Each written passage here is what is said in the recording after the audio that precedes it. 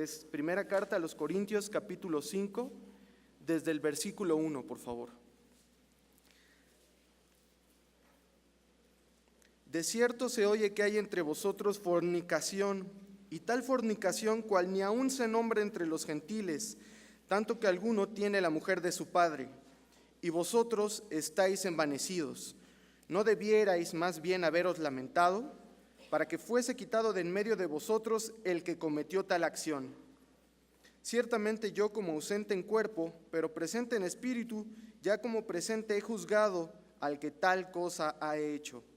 En el nombre de nuestro Señor Jesucristo, reunidos vosotros y mi espíritu con el poder de nuestro Señor Jesucristo, el tal sea entregado a Satanás para destrucción de la carne, a fin de que el espíritu sea salvo en el día del Señor Jesús.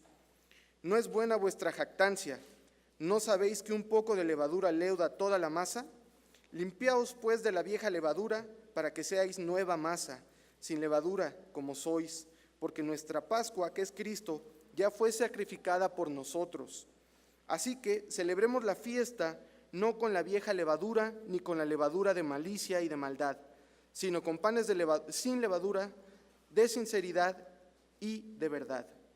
Os he escrito por carta que no os juntéis con los fornicarios, no absolutamente con los fornicarios de este mundo, o con los avaros, o con los ladrones, o con los idólatras, pues en tal caso os sería necesario salir del mundo.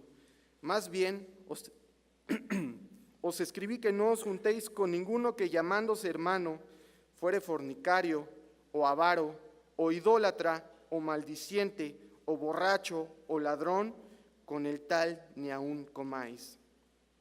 Porque, ¿qué razón tendría yo para juzgar a los que están fuera?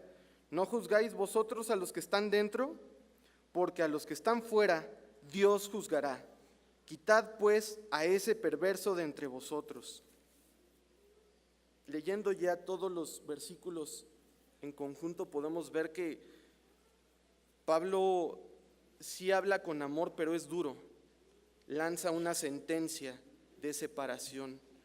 La disciplina en la iglesia debe ser siempre impuesta cuando hay pecado, pues a simple vista. Y lamentablemente en ese pecado fue tan evidente que incluso las personas fuera de la iglesia podían verlo. Claramente dice, dentro de la iglesia de Corinto, alguien tenía la mujer de su padre, alguien tenía relaciones, tenía una relación que no estaba permitida y que incluso los gentiles, los romanos, condenaban. ¿Cómo? Con destierro o con la muerte. Incluso los romanos podían ver que eso estaba mal y lo castigaban. ¿Por qué la iglesia tuvo que esperar la llamada de atención de Pablo para poner un alto a este hecho? Había quedado expuesto no solo ante la iglesia, sino a los que le rodeaban, los que estaban fuera de la iglesia. Habla de envanecimiento. También debemos entender que no solamente no es poder ver el pecado, sino lo vemos como una hazaña, ¿sí? ¿Cómo pudieron haberlo interpretado en esa joven iglesia de Corinto? Como no tenían una comunión tan fuerte con el Señor, estaban apenas caminando con el Señor, en vez de reprenderlo lo veían como una hazaña, que un joven pudiera andar con una persona ya mayor e incluso con la que había estado con su padre. Era como para aplaudirle seguramente. Ellos lo veían desde esa perspectiva. Lejos de alejar, lejos de retirar ese pecado, posiblemente lo estaban aplaudiendo, lo estaban festejando, lo estaban como en una plaza de toros, lo levantaban en hombros y le aplaudían como si hubiera sido una gran hazaña. ¿Qué necesitamos hacer? Ir a las Escrituras. ¿Qué dicen las Escrituras? ¿Nos reprenden, sí o no, ante tal acción? Eso debiéramos hacer como iglesia hoy y después. No esperar a que las consecuencias lleguen y que nos duela para hacer algo. Debemos estar en constante comunión siempre.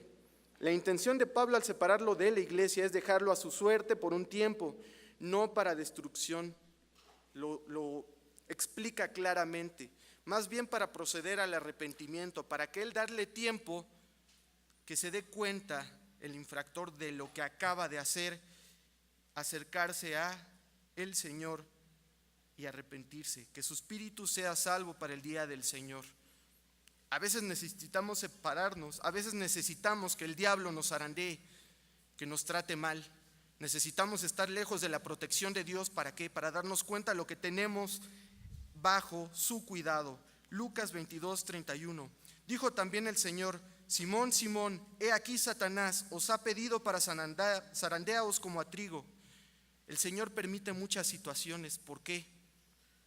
Necesitamos ser sacudidos, necesitamos ser reprendidos, necesitamos entender que lo que estamos haciendo está mal.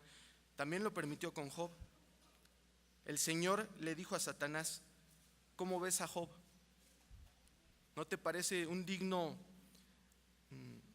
una digna persona para ser probada? Dios permitió eso. Dios permitió que Pedro fuera tentado, que fuera zarandeado. ¿Por qué? Con un propósito.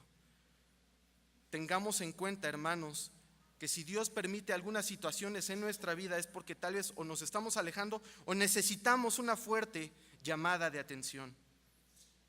Como el cuerpo de Cristo debemos buscar ser esa nueva masa, esa nueva vida en Cristo. No podemos traer acarreando esos pecados a esa nueva vida, a esta iglesia que es el cuerpo de Cristo. No podemos. Debemos alejarnos del pecado, no porque seamos perfectos, no porque seamos puros. Recordemos que ese sacrificio, esa Pascua, esa salvación de Dios, no nos la merecemos. Pero Dios nos la da porque quiere que tengamos una vida diferente, quiere que demos testimonio, quiere que vivamos diferente, no una vida perfecta, insisto.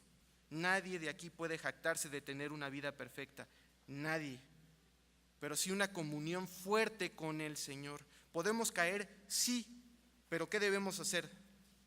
Acudir al Señor inmediatamente, no esperar a que pasen mucho tiempo y esas consecuencias nos estén lastimando y estén empeorando cada vez más nuestra relación con el Señor.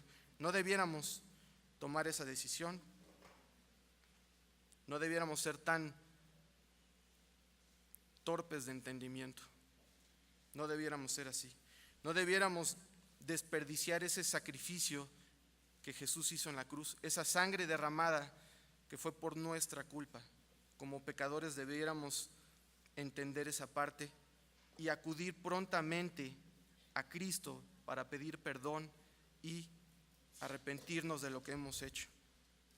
Vivamos no con la vieja levadura, con esa vieja levadura que implica malicia, maldad, sino con panes de aflicción, panes sin levadura, de sinceridad y de verdad.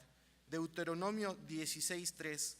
Pan sin levadura, pan de aflicción, porque aprisa saliste de tierra de Egipto, para que todos los días de tu vida te acuerdes del día en que saliste de la tierra de Egipto.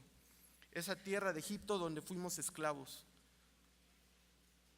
donde éramos esclavos del pecado, donde vamos a ir al desierto. ¿A qué?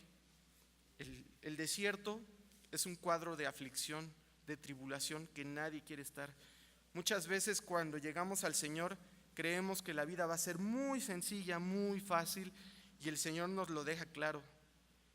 Si estamos sujetos a Él, si somos obedientes a Él, si tenemos una fuerte comunión con Él, las cosas no van a parecer tan difíciles.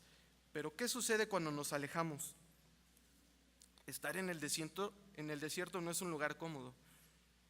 No va a haber agua suficiente, no va a haber comida suficiente, no va a haber sombra suficiente. No es un lugar donde el clima sea agradable.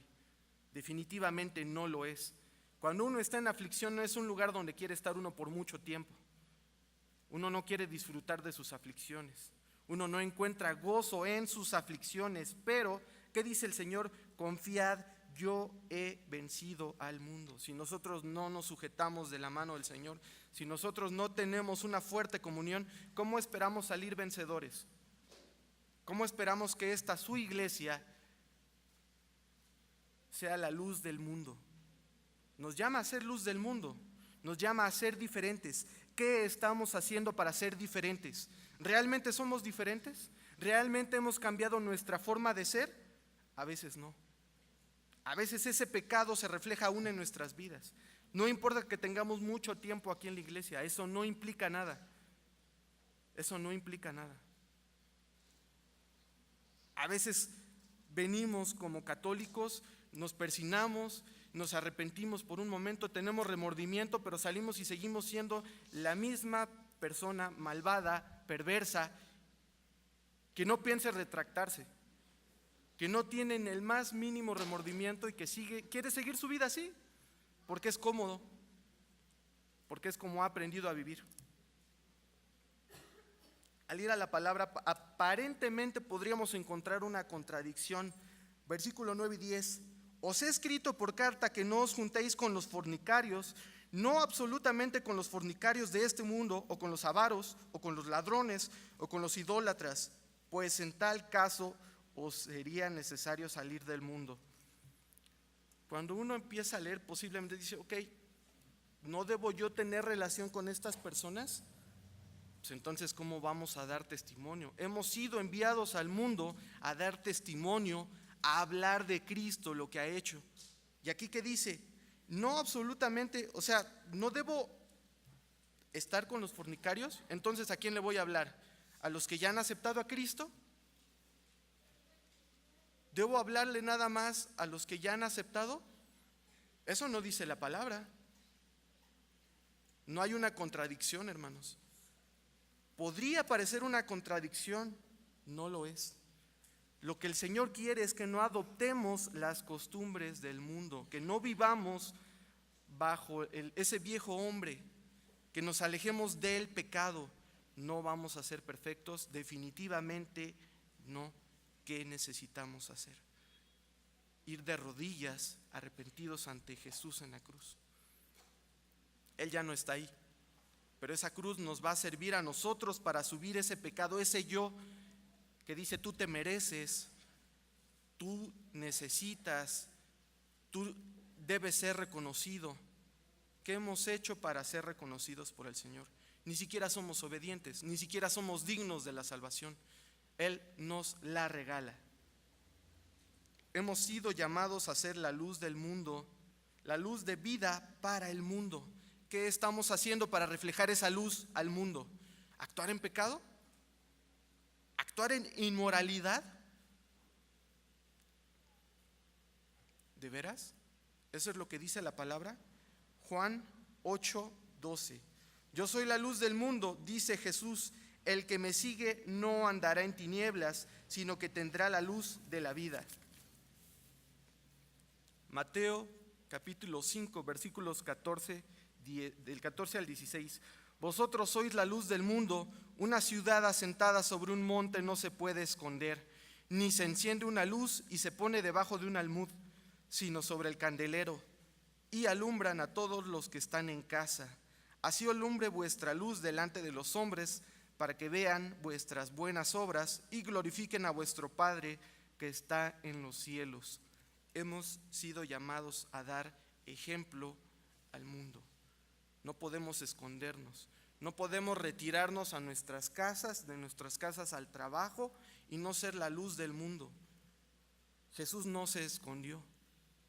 Jesús, incluso cuando sabía que iba a morir, no dio un paso atrás. No dijo, ay, me arrepiento porque sé lo que viene. Ay, ¿qué creen? Todo lo que mencioné es mentira. Les bromeé, fue una broma. Me arrepiento, no quiero obedecer al Señor. No quiero obedecer a mi Padre. En ningún momento titubeó. Nos va a poner en alto para dar testimonio. Vamos a dar buenas obras, vamos a mostrar esas buenas obras. ¿Por qué? Porque es necesario. De nada sirve que le hablemos cuán maravilloso es Dios si seguimos siendo avaros, si seguimos en fornicación, si seguimos robando. ¿Qué testimonio, qué congruencia puede haber? La luz siempre se pone en alto para dar ejemplo, para poder ver con claridad en las tinieblas. En el mundo hay tinieblas. No hemos sido llamados a escondernos, No hemos sido llamados, es más, no tenemos espíritu de cobardía. No somos cobardes, no debiéramos ser cobardes. Debiéramos mostrar al mundo lo que Dios ha hecho en nuestras vidas, no porque nos los merezcamos, porque es importante que demos ese testimonio. Dios nos habla que seamos la luz a ese mundo, que seamos personas diferentes. Esa luz la trae el Espíritu Santo que mora en los hijos de Dios. Si a ti te es difícil, hermano, si a ti te es difícil, persona que nos visita, ser de ejemplo, ser de testimonio, tu comunión no está bien, o definitivamente no has llegado a los pies de Cristo y no conoces al Señor. No hay otra explicación, no hay otra razón. Si tú quieres justificarte, allá tú. Vamos a ver más adelante que nadie va a poder justificarse de ninguna manera, de ninguna manera.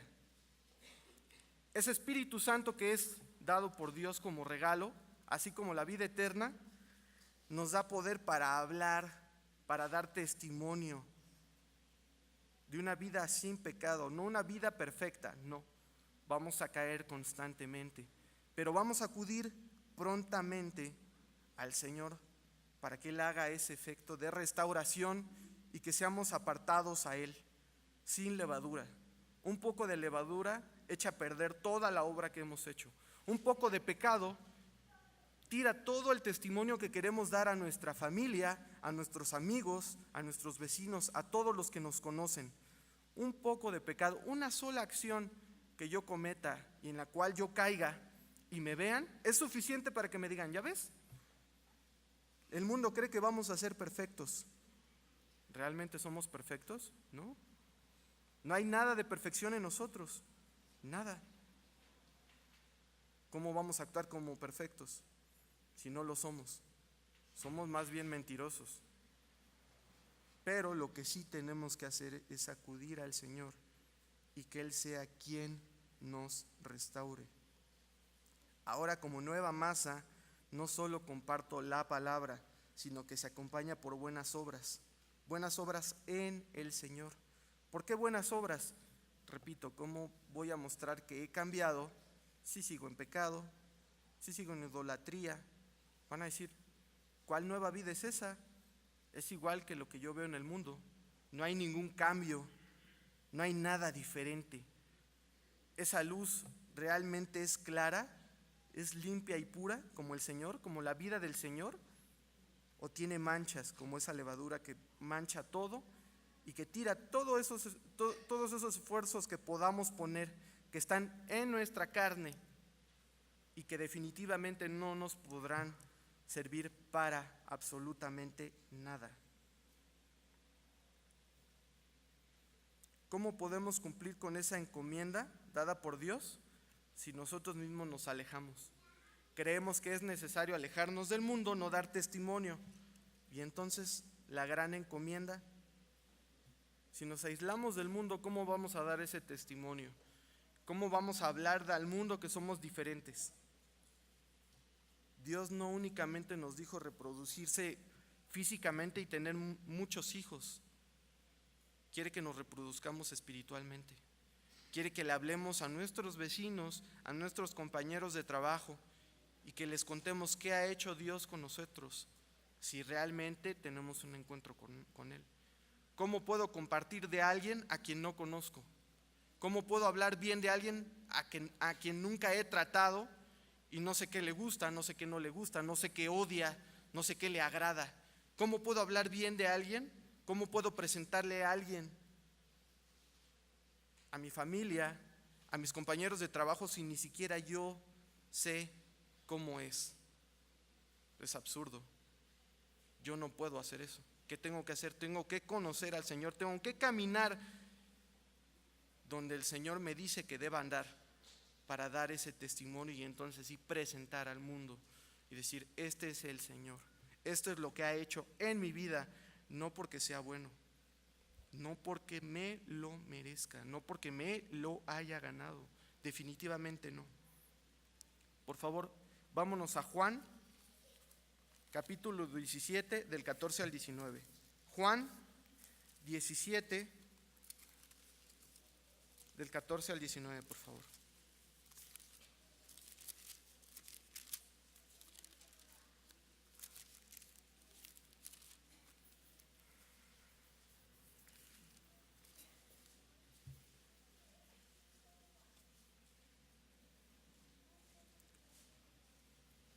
Versículo 14. Yo les he dado tu palabra y el mundo los aborreció, porque no son del mundo, como tampoco yo soy del mundo. No ruego que los quites del mundo, sino que los guardes del mal. No son del mundo, como tampoco yo soy del mundo.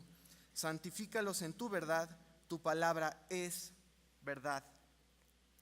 Como tú me enviaste al mundo, así yo los he enviado al mundo. Y por ellos yo me santifico a mí mismo, para que también ellos sean santificados en la verdad. Hermanos, hemos sido llamados a ir al mundo. Tenemos que dar testimonio a ese mundo.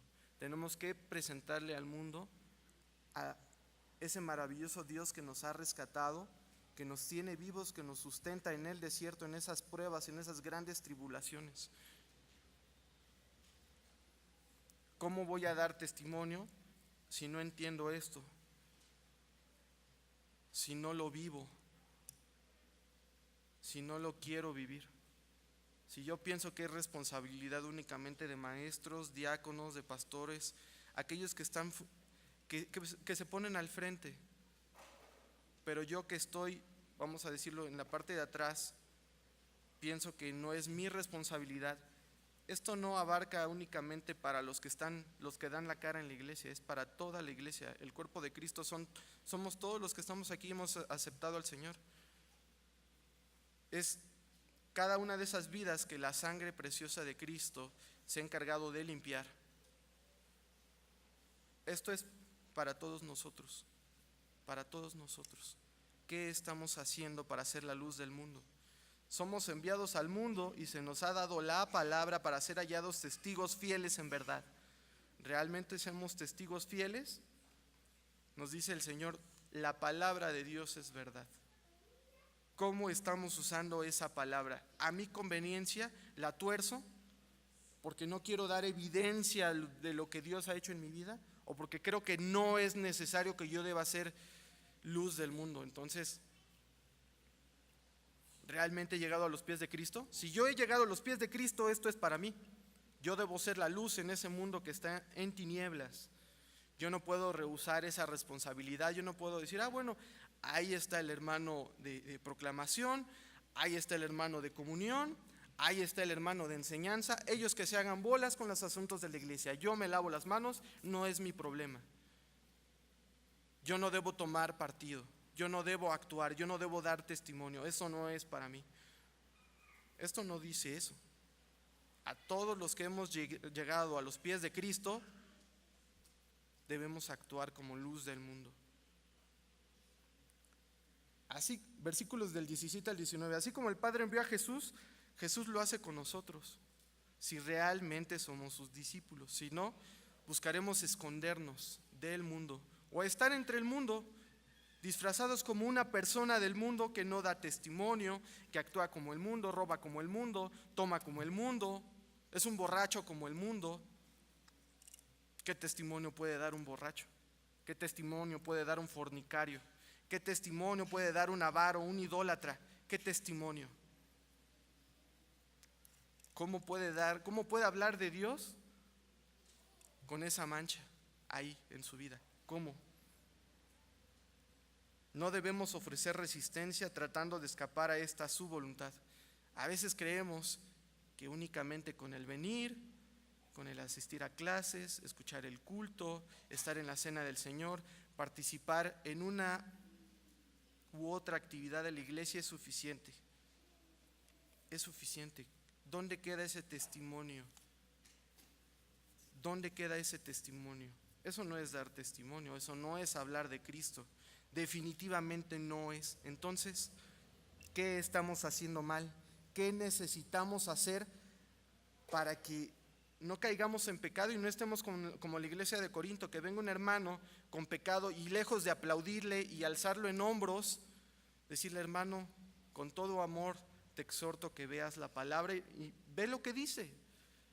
¿Qué dice la palabra, hermano? ¿Estás bien? ¿Te sientes a gusto con esa vida que llevas, alejada de Dios? ¿Tú crees que está bien lo que estás haciendo, de veras? ¿Tú crees que Dios está aplaudiéndote y festejando lo que estás haciendo en la oscuridad, en las tinieblas? ¿Tú crees que es agradable a los ojos de Dios? ¿Tú crees que está bien que en la iglesia deba permanecer esa actitud sin reprochar, sin confrontar?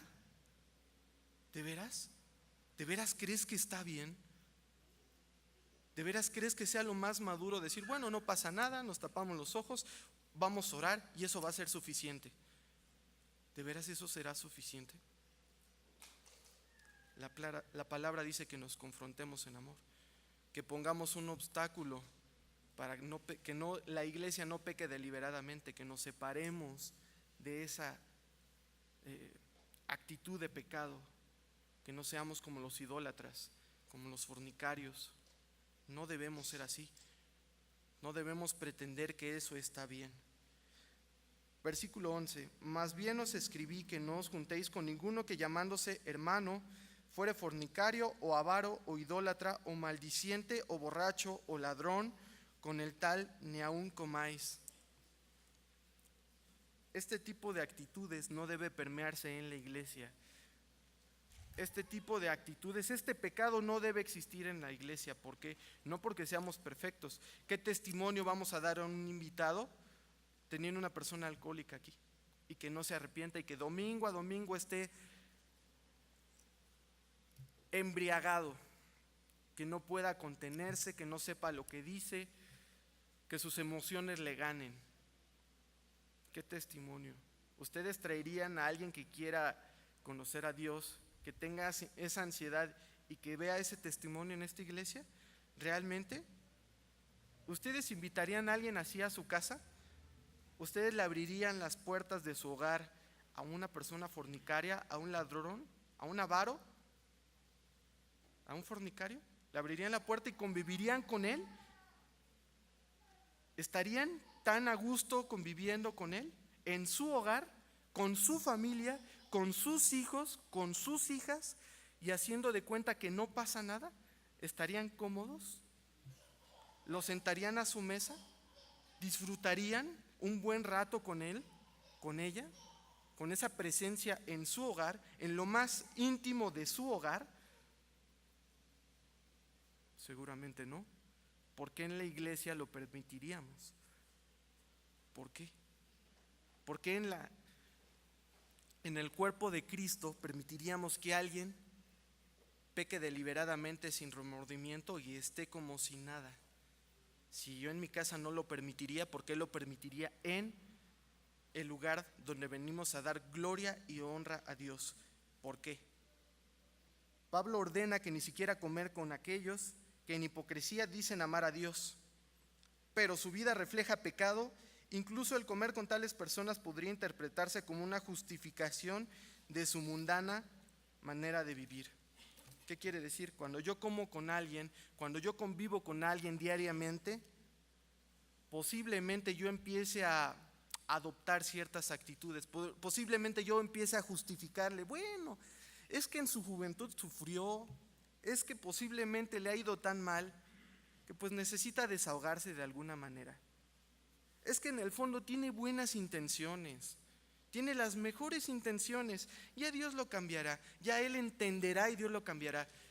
Perdón, pero si el contacto con la palabra no es suficiente, no va a hacer nada, no vamos a poder hacer nada nosotros para que Él cambie su actitud.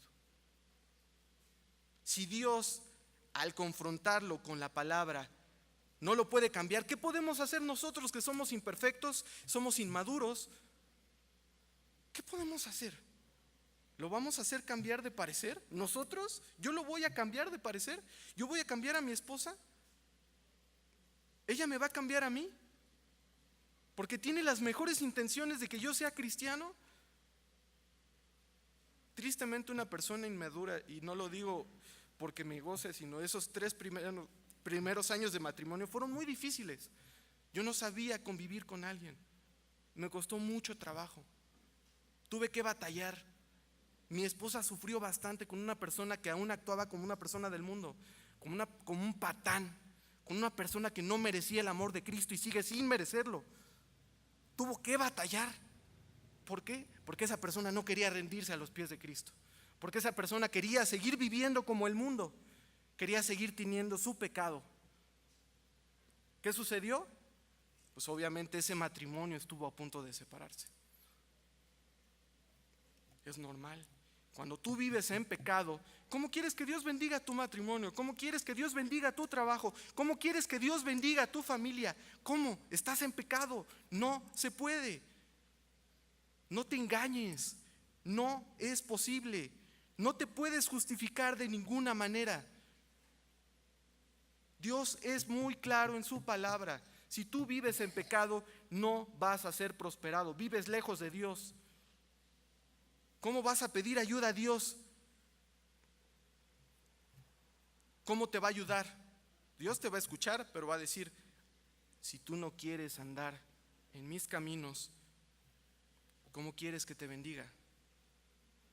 ¿Cómo quieres que te llene de entendimiento, de sabiduría? ¿Cómo? ¿Cómo? ¿Cómo pretendemos justificarnos ante Dios y decir, bueno, es que así soy Dios y se acabó y punto?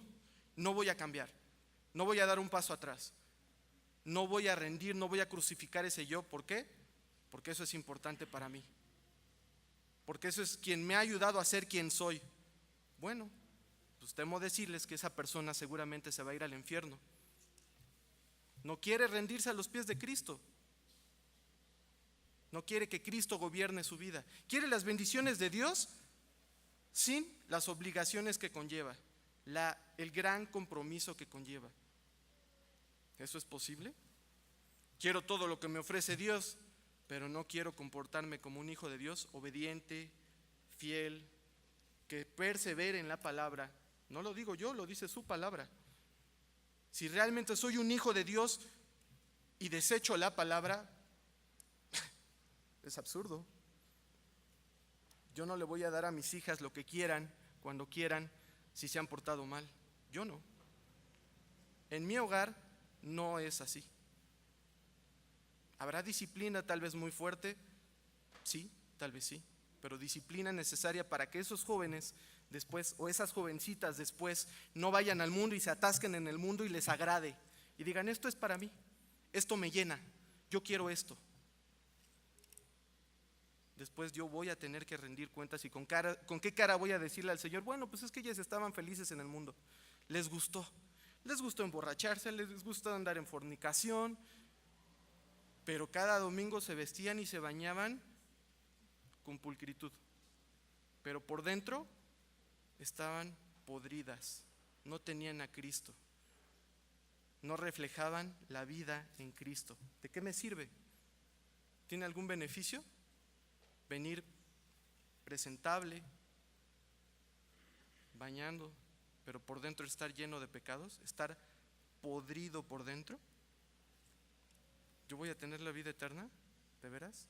Si no obedezco al Señor, si el Señor no es lo más importante en mi vida, ¿ustedes creen que van a ser prioridad para Dios? ¿De veras? ¿En serio? Cualquier iglesia que ofrece protección a personas con tal descripción, con tal pecado en su vida, no está en condiciones de ser la luz del mundo. ¿Qué testimonio puede dar? Ha perdido el rumbo, ha caído en confusión y el objetivo que Cristo le dio a la iglesia no es de perdición, es una vida diferente, es una vida en Cristo, una vida triunfante, una vida victoriosa. Pero si permitimos que esto suceda, hemos perdido el rumbo. Definitivamente hemos perdido el rumbo. No sabemos a dónde vamos. Y tristemente eso se permea no solo la iglesia, las familias de la iglesia, donde vemos que jóvenes están apartados del Señor, donde no les interesa hablar del Señor, no están en centros de discipulado, no están discipulándose, no aceptan al Señor, pero sí están en fiestas, pero sí actúan como el mundo, pero sí se emborrachan, pero sí están en relaciones sexuales ilícitas. A eso sí les llena, eso sí les gusta, ahí sí atienden ese llamado del mundo de ven, festeja, toma, celebra, Dios te va a perdonar, Dios todo lo perdona. ¿Sin arrepentimiento? ¿De veras sin arrepentimiento? Cuidado. Salmo 73, 27. Porque he aquí, los que se alejan de ti perecerán. Tú destruirás a todo aquel que de ti se aparte, que de ti se aparta. Salmos 73, 27. Porque he aquí, los que se alejan de ti perecerán. Tú destruirás a todo aquel que de ti se aparta. La palabra es sumamente clara.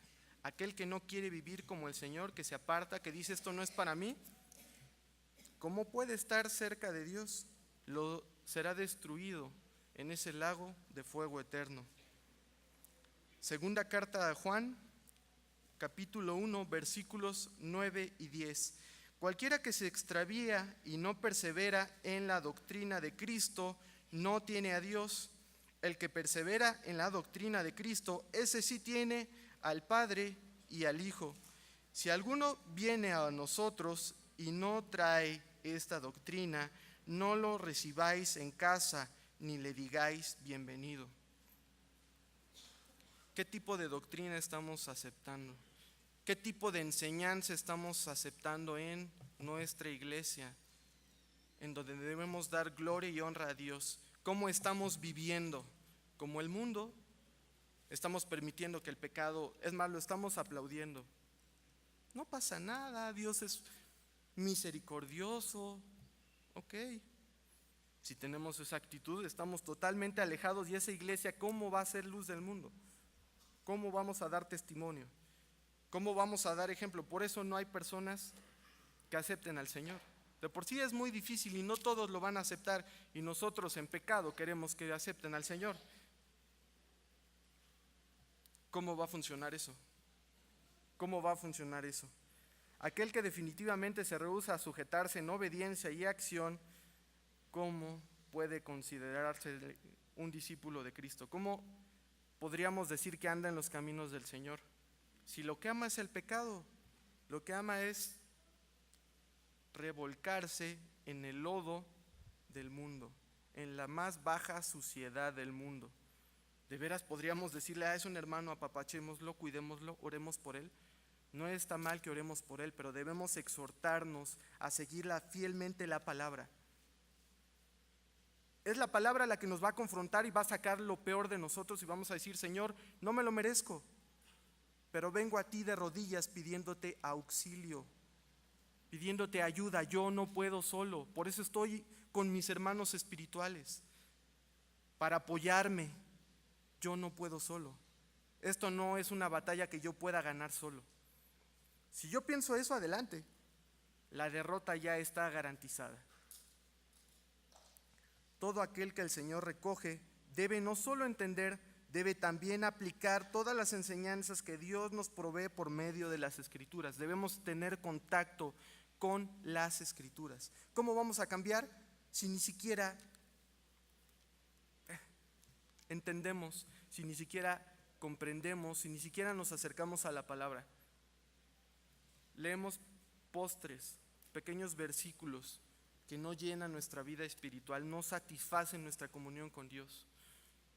Uno no puede vivir de postres. Son muy ricos, sí, son muy dulces, son deliciosos, a mí me encanta el azúcar, pero yo no puedo estar comiendo toda la semana solo postres. Yo no puedo estar con pequeños versículos de la Biblia cuando lo que yo necesito es entendimiento y sabiduría para vivir mi vida como Dios lo quiere. Con postres nunca lo voy a lograr, nunca. Necesito acercarme a la palabra, necesito alimentarme bastante bien. Generalmente comemos bastante bien.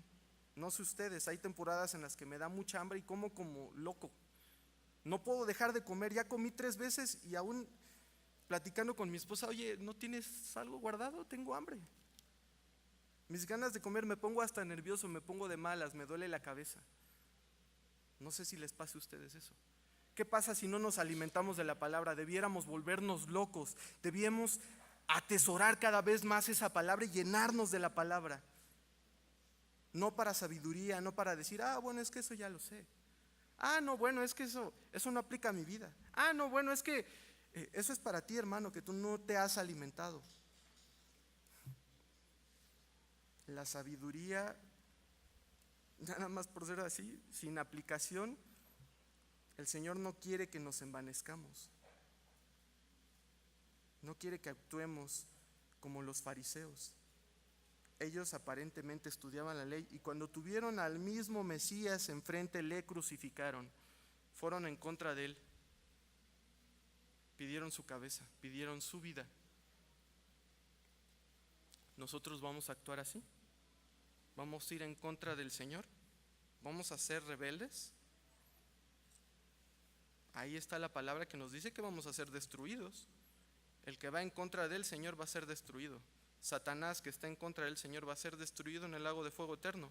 Si tú quieres ese destino para ti, adelante. No hay manera que te podamos detener. No te podemos detener, tu decisión está tomada. Adelante. Pero lo que te espera es esto. No te podemos mentir. Si eso es lo que quieres para ti, para tus hijos, para tus descendientes, adelante, sírvete. Si ese es el camino que añoras, ¿quién te puede detener?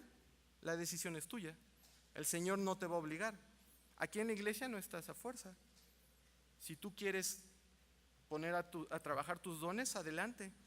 Y ha habido varias invitaciones y hay muchos que aún así se rehúsan. Hay muchos que no quieren trabajar sus dones en la iglesia. ¿Realmente son hijos del Señor? ¿Realmente podrían jactarse? ¿Realmente podrían decir yo soy de Cristo? Si ni siquiera pueden obedecer algo tan sencillo. ¿Cómo es posible eso?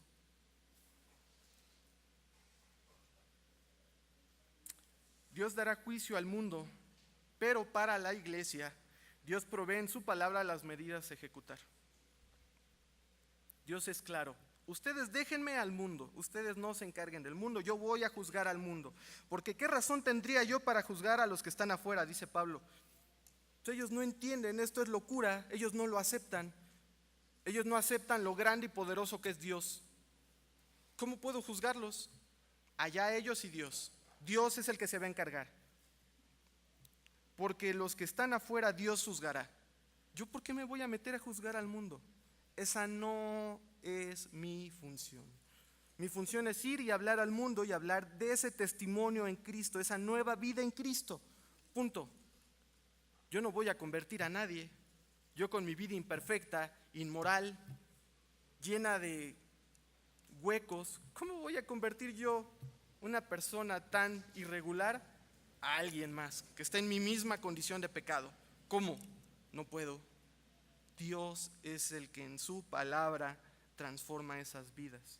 Dios, no yo.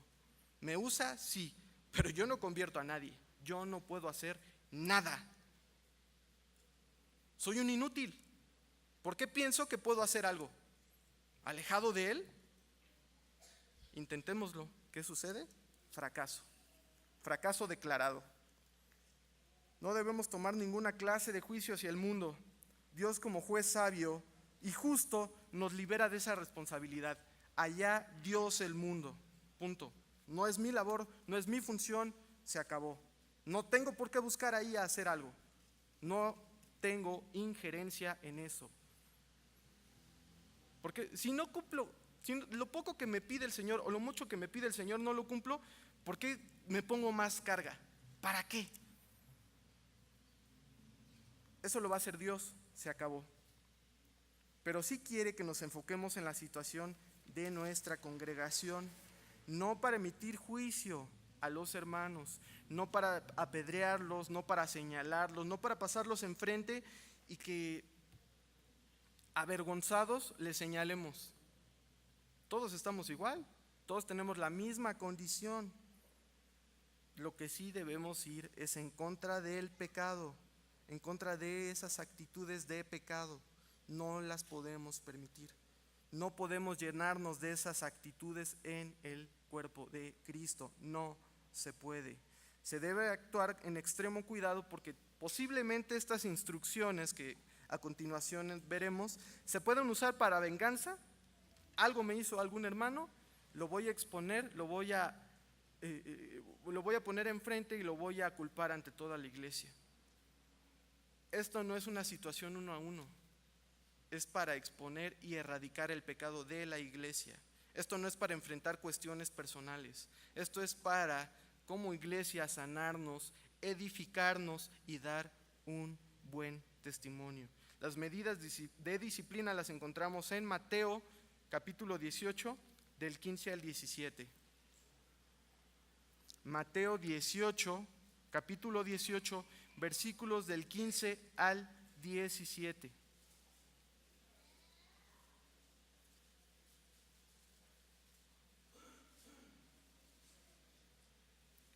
Por tanto, si tu hermano peca contra ti, ve y repréndele estando tú y él solos. Si te oyere, has ganado a tu hermano. Mas si no te oyere, toma aún contigo a uno o dos, para que en boca de 2 o 3 testigos conste toda palabra. Si no los oyere a ellos, dilo a la iglesia, y si no oyere a la iglesia, tenle por gentil y publicano. ¿Qué quiere decir esto? Yo me acerco a él en amor, uso la palabra, no uso lo que yo entiendo de la palabra. Yo no puedo juzgarme, yo no puedo compararme con otro hermano. Somos igual, tenemos la misma condición.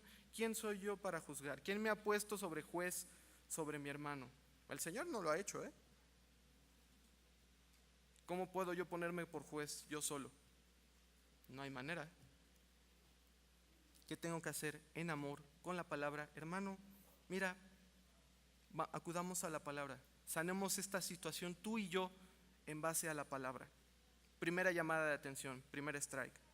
Mas si no te oyere, toma aún contigo 1 o 2, para que en boca de 2 o 3 testigos conste toda palabra. Esto no es para exponerlo, para decir, él me hizo, él es el pecador, sobre él vamos a atacarlo. No, es para exhortarlo. Hermano, mira, esta es la palabra, esta es la que nos confronta, esta es la que nos ayuda a estar en los caminos del Señor, en amor.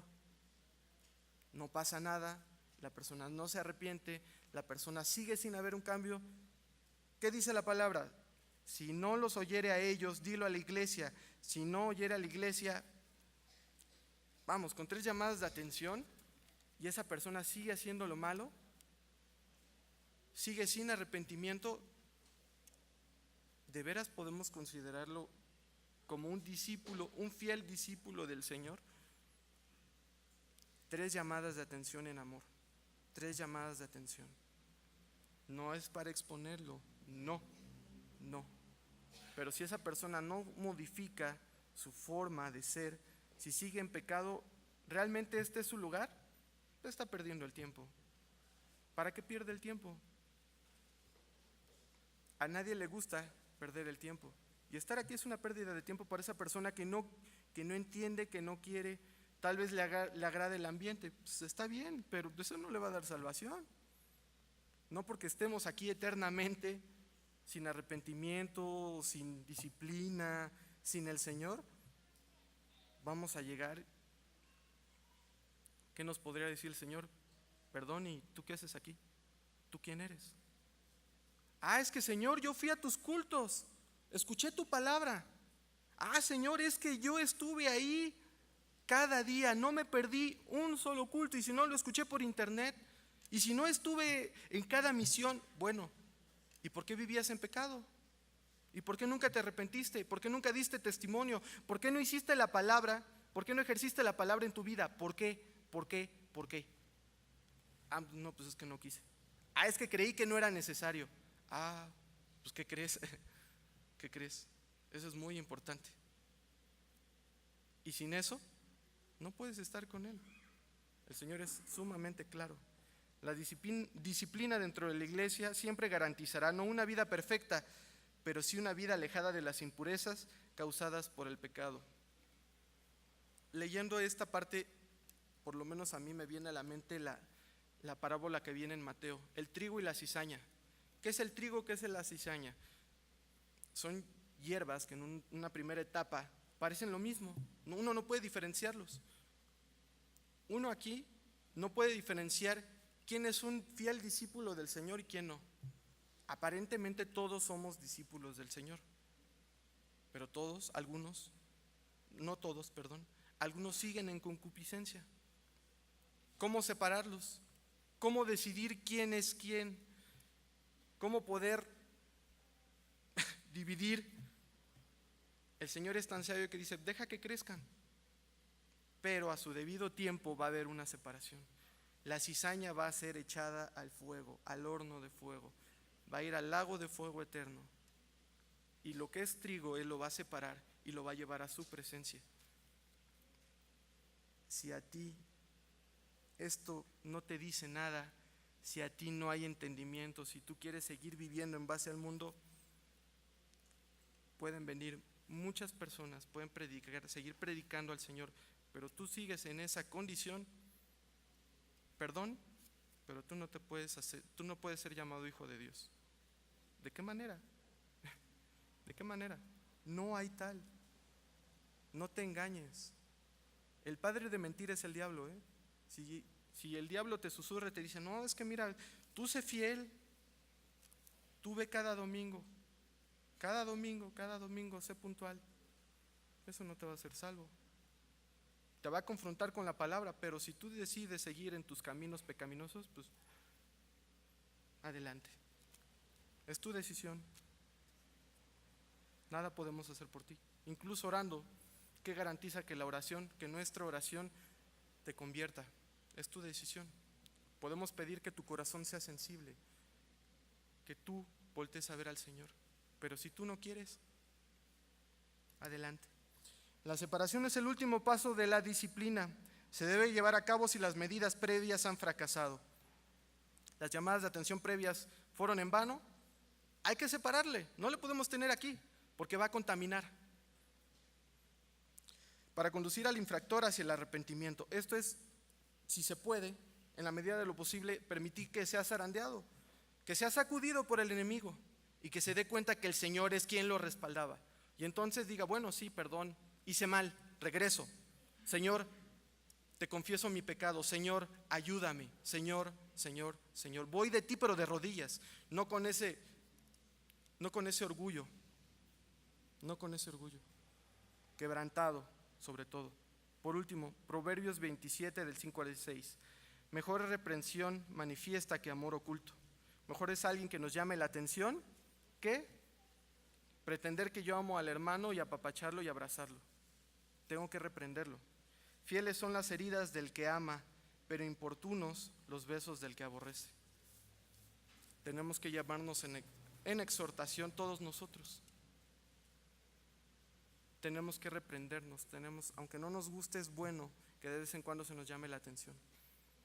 Es bueno que nosotros procedamos al arrepentimiento. Si no lo hacemos, la palabra nos condena. Estamos condenados. ¿Realmente queremos vivir así? Cada uno tome su decisión. Oremos. Señor y bendito Padre Celestial, te suplicamos, Señor, que sea tú misericordia sobre nosotros, Señor, que nos sensibilices, Señor, que nos permitas proceder al arrepentimiento, Señor, que tú marques aquello que está mal, que tú nos indiques lo que debamos poner en tus manos, Señor, y que, Señor, nos lleves a tu presencia, Señor, para confesarnos. Permite que seamos sensibles, Señor, pero sobre todo permite que demos un giro, que demos, Señor, marcha atrás al pecado y que nos arrepintamos. Nos ponemos en tus manos, Señor, para que esta tu palabra sea fiel y eficiente en nuestras vidas, Señor, pero sobre todo, Señor, para que seas tú quien gobierne y quien nos dicte lo que debemos hacer. Nos ponemos en tus manos en el precioso nombre de tu Hijo Jesucristo. Amén.